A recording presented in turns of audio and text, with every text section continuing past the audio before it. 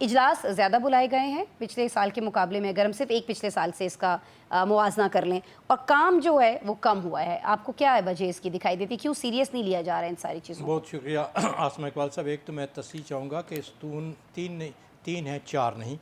ایک ہے مقننہ، عدلیہ اور انتظامیہ، اور یہ تینوں ستون ایک عمرانی معاہدے جسے آئین کہتے ہیں اس کے تحت جو ہے اختیارات حاصل کرتے ہیں.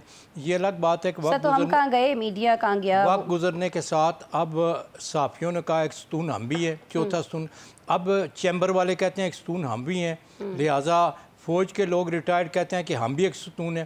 تو لہٰذا یہ تین ستون بلا وجہ ریاست کی تعریف میں، تو نہ بلا وجہ کہیں سر، ہم تو میڈیا والے ہیں نا، خود والا تو مان لیں چلیں. ریاست کی جو جامع تعریف ہے وہ تین ستون ہی ہیں، اور تین ستون اس میں گھسنے کی اپنے طور پہ کوشش کرتے ہیں. لہٰذا اس کو ابھی جو جامع معنی ریاست کی تعریف ہے اس میں تین ہی ستون رکھیں. ٹھیک ہو گیا سر، ٹھیک ہو گیا. جہاں ہم باہر نکل گئے، ہم نہیں ہیں ستون، نکل گئے ہم باہر. نہیں، میں تعریف کی بات کروں، ویسے تو ہر آدمی ستون ہے.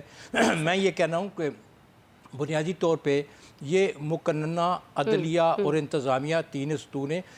جو کام مقننہ کو کرنا چاہیے تھا، جو انتظامیہ اور عدلیہ کو دینا چاہیے تو اس میں قطعی طور پہ ناکام ہے. جب بھی آئین سازی ہوتی ہے، اس کے کسی رکن کو پوچھو کہ آپ نے اس قانون کو پڑھا ہے تو وہ کہتا ہے میں نے نہیں پڑھا. اس کو کوئی اس کا مطلب کیا ہے ان کو نہیں پتا. پھر انہوں نے اس کا ایک حل نکالا کہ کمیٹیاں بنائی جائیں، جو بھی قانون پیش کیا جائے کمیٹیوں میں متعلقہ لوگ، کمیٹیوں میں بھی تعداد دیکھیں 10 افراد ہوتے ہیں، 3 آدمی موجود ہوتے ہیں، 4 کے کورم میں جو حکومتی ادارے کرتے ہیں بات کر لیتے ہیں، اس دوران وہ اپنے کام لے آتے ہیں. لہٰذا مقننہ اپنا جو فرض ہے وہ پورا نہیں کرتی، وہ کرنا چاہیے.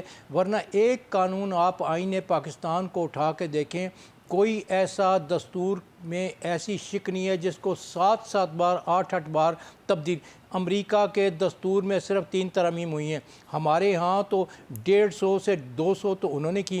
170-80 ترامیم جو ہے وہ ضیاء الحق صاحب نے کی تھی، پھر مشرف نے کی. ہم نے ایک مشین کھولی ہوئی ہے، اور یہ سارا نظریہ ضرورت کے تحت ہم کرتے رہتے ہیں. بالکل آپ نے صحیح اس کو پوائنٹ آؤٹ کیا ہے. اسپتال میں چلے جائیں تو کہا جاتا ہے کہ جی ڈاکٹر نہیں ہیں، نرسز نہیں ہیں، اتنے گھنٹے ہم ڈیوٹی کر رہے ہیں.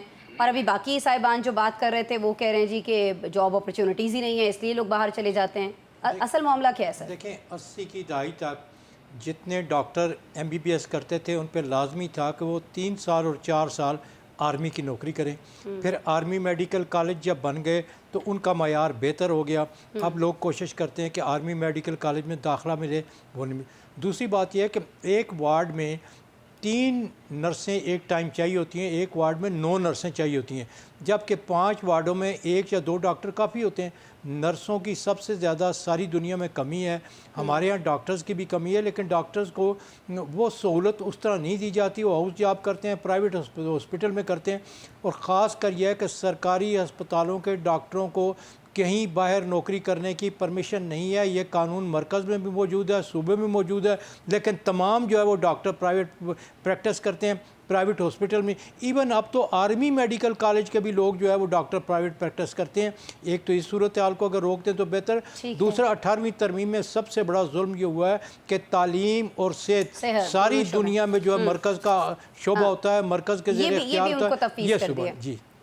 ودود صاحب آپ کا ذکر کیا نشاط صاحب نے اپنی گفتگو میں کہ آپ بتا سکتے ہیں کہ اس سے پہلے کہاں کہاں ایسے معاملات ہوتے رہے ہیں پاکستان کی سیاسی تاریخ میں. تو ہم بھی ضرور چاہیں گے کہ یہ پہلی دفعہ ظاہر ہے کیونکہ اب آپ سینئر ہیں، آپ نے بہت ساری چیزیں کور کی ہیں. ہم تو اپنی سارے چھوٹا سا مختصر سا جو کریئر ہے اس میں پہلی دفعہ دیکھ رہے ہیں کہ کسی ایک لیڈر کی اپنی بہنیں اور اس کی اپنی فیملی جو ہے اس کے ملنے پہ اتنی قدغنیں، پھر اس کورٹ چلے جائیں، پھر اس کورٹ چلے جائیں، اس کے باوجود ملاقاتیں نہ ہو رہی ہیں. اور پھر اسی لیڈر سے ملنے کے لیے رات کے وقت بھی دروازے کھلتے ہیں، سحری میں بھی کھلتے ہیں، ارلی مارننگ بھی کھل جاتے ہیں. قریشی صاحب. بہت شکریہ آسمہ اقبال صاحب. اس حوالے سے میں 2 باتیں کروں گا. جی سر. پہلے تو جو ہمارے 3 پینل کے دوستوں نے بات کی 100% درست ہے. میں اس میں اتنی ترمیم کرنے چاہوں گا کہ 99% ورکر عمران خان کے ساتھ مخلص ہے، لیکن جو صاحب ایوان ہیں، سینٹ میں ہیں، صوبائی اسمبلی میں، ان میں 90% لوگ جو ہے وہ نہیں ہیں، کمپرومائز ہیں. وہ عمران خان کے ساتھ دل کے ساتھ نہیں ہیں. خربوزے سے خربوزہ رنگ پکڑتا ہے.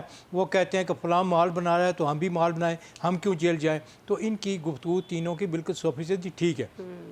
दूसरी तरफ देखें, यूसुफ गिलानी साहब जेल थे तो हम उन्हें मिलने जाते तो 50-50, 40-40 आदमी मिलते थे।